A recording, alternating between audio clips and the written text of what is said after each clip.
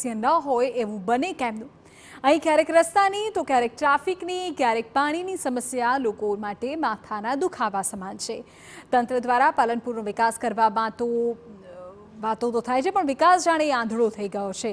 અહીં અનેક વિસ્તારોમાં વરસાદી પાણી ભરાઈ રહેતા લોકોને ભારે મુશ્કેલી પડી રહી છે અને રોડ પર પાણી ભરાઈ રહેતા લોકોને રોગચાળો ફાટી નીકળવાનો ભય પણ સતાવી રહ્યો છે. બહાર ઓઇલ મિલ આગળ આવેલો જે રોડ છે એમાં છેલ્લા લગભગ દર વર્ષે પાણી ભરાય છે. ચાલુ વર્ષે પણ પાણી ભરાય છે. વારંવાર નગરપાલિકામાં રજૂઆત કરવા છે, તો લેખિતમાં રજૂઆત કરવા છે, તો સ્થાનિક કોર્પોરેટરને રજૂઆત કરવા છે, તો આ પાણીનો કોઈ નિકાલ થતો નથી. ઘણી વખત રાત્રે લેડીસો નીકળતા હોય તો 2-3-4 વખતે લેડીસો પડી ગઈ, એટલે મને સ્કૂટરો બંધ થઈ જાય છે, ગાડીઓ બંધ થઈ જાય. છેલ્લે 10 દિવસ પહેલાં નગરપાલિકાએ રોડની બાજુમાં ખોદકામ કરેલું છે. એ ખોદકામ કરતી વખતે અંદરના વાયરો, પાઇપો બધું તોડી નાખ્યું છે. 10 દિવસથી અનેક વિસ્તારમાં ભરાયેલા પાણીને લઈને આરોગ્ય વિભાગે પાલિકાને પત્ર લખી નોટિસ પાઠવી છે. પાણીનો નિકાલ કરવાની જવાબદારી પાલિકાની છે, પરંતુ બેદરકારી દાખવતા આરોગ્ય વિભાગે શહેરમાં સર્વે કરી અને ભરાયેલા પાણીના વિસ્તારોની યાદી સોંપી છે અને તાત્કાલિક પાણી નિકાલ કરવાની સૂચના આપી છે. જોકે પાણીનો નિકાલ ન કરાતા શહેરીજનોમાં પણ પાલિકા સામે રોષ છે. વિપક્ષે પણ આક્ષેપ કર્યા છે કે વારંવાર રજૂઆત કરવા છતાં પાલિકા દ્વારા કામગીરી કરવામાં આવતી નથી. શહેરના મોટાભાગના વિસ્તારોની અંદર નગરપાલિકાની બેદરકારીના કારણે ક્યાંક તૂટેલા રસ્તાઓ, ક્યાંક દબાણ, ક્યાંક પાણીના નિકાલની વ્યવસ્થા નહીં, એના કારણે મોટાભાગના વિસ્તારોમાં જાહેર રસ્તા હોય, શેરીઓ હોય કે સોસાયટીઓ હોય, છેલ્લા 10-15 દિવસથી પાણી ભરેલા રહે છે, જેના કારણે મચ્છરોનો ઉપદ્રવ વધી ગયો છે.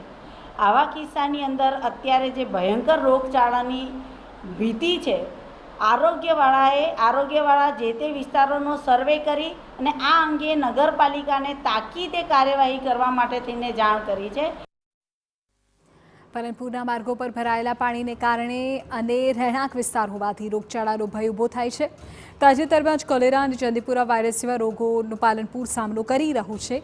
ત્યારે પાલનપુર નગરપાલિકાની બેદરકારી અને સ્થાનિકોની રોજની રજૂઆત છતાં પાણીનો નિકાલ ન થતાં પાલિકા સામે સ્થાનિકોનો આક્રોશ છે. વિસ્તારમાં અમુક સોસાયટીઓને અને અમુક વિસ્તારોમાં પાણી ભરાયા છે. જે પાણી ભરાયા છે તેનો નિકાલ કરવા માટે ચીફ ઓફિસર શ્રી પાલનપુરને જાણ કરવામાં આવી છે. તે અંતર્ગત ત્યાંથી સક્શન મશીન દ્વારા, પમ્પિંગ દ્વારા પાણી ખેંચાય અને જ્યાં અલગ વિસ્તારમાં પાણીનો નિકાલ કરવામાં આવે તેવી સૂચના આપવામાં આવી છે. વિપક્ષના કોર્પોરેટર વારંવાર રજૂઆત કરે છે કે અનેક વિસ્તારોમાં પાણી ભરાય છે. ખુદ કોર્પોરેટરના વિસ્તારમાં પણ પાણી ભરાયેલાની રજૂઆત થઈ છે, છતાં તેનો નિકાલ થતું નથી, જેને કારણે રોગચાળાનો સામનો પાલનપુરની પ્રજાએ કરવો પડે છે. વિભાગે બેદરકાર પાલનપુર નગરપાલિકાને નોટિસ ફટકારી છે અને કહ્યું છે કે જ્યાં શહેરમાં પાણીનો ભરાવો છે તેનો નિકાલ કરો. કારણ કે પાલનપુર શહેરના અનેક એવા વિસ્તારો છે જ્યાં છેલ્લા 10 દિવસથી પાણી ભરાયેલા પડ્યા છે. જે દ્રશ્યો તમને બતાવીશ કે આ પાલનપુરની જે શક્તિનગર સોસાયટીના વિસ્તારો છે ત્યાં છેલ્લા 10 દિવસથી આ પાણી ભરાયેલા છે અને આ પાણી છે એ રોગચાળાનું કારણ બની શકે છે. શક્તિનગર સહિત આદર્શ હાઈસ્કૂલ વિસ્તાર, અમીરબાગ, નાની બજાર, હાઈવેના કેટલાક વિસ્તારોમાં છેલ્લા 10 દિવસથી પાણી ભરાયેલા છે અને જેને કારણે બીમારીનો ખતરો છે. એટલે આરોગ્ય વિભાગે આજે પાલિકાને નોટિસ આપી છે.